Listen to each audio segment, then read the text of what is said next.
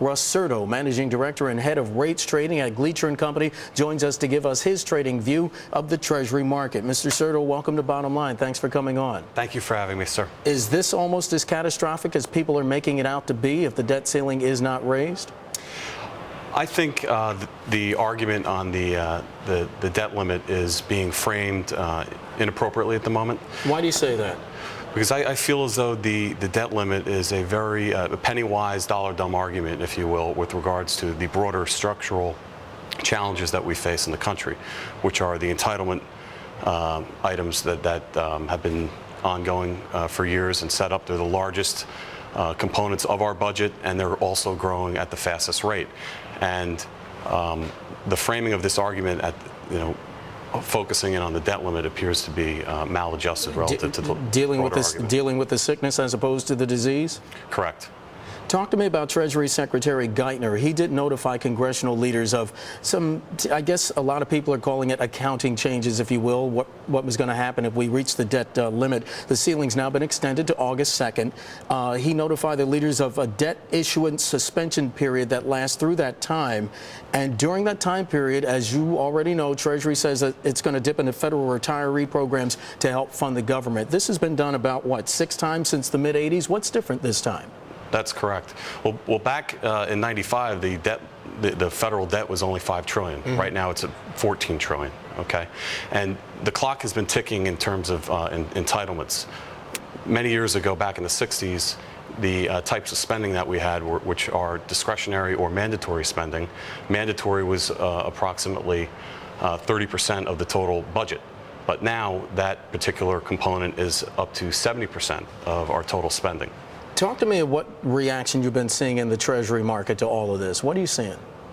Well, thus far, the Treasury market's been largely impacted by central bank activity, and there's been purchases of about $17 billion in securities a week by the U.S. Federal Reserve. Other central banks have also been active in the markets, almost like a QE3, if you will, under the table.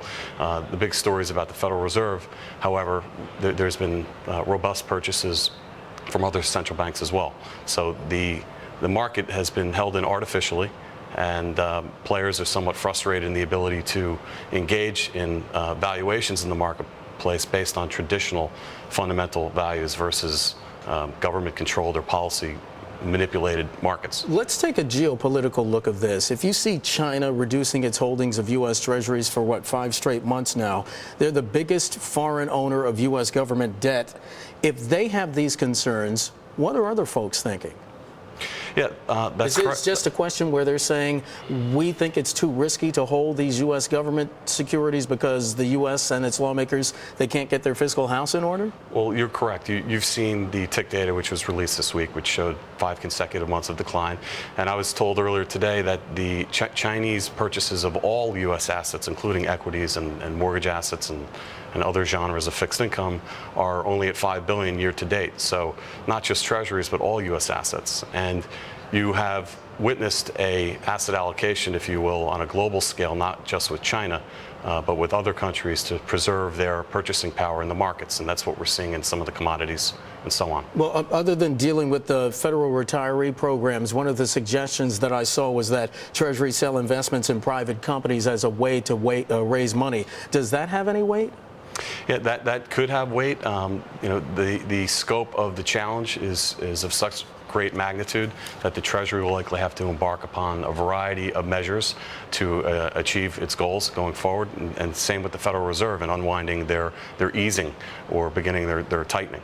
There's a variety of methods which can be implemented.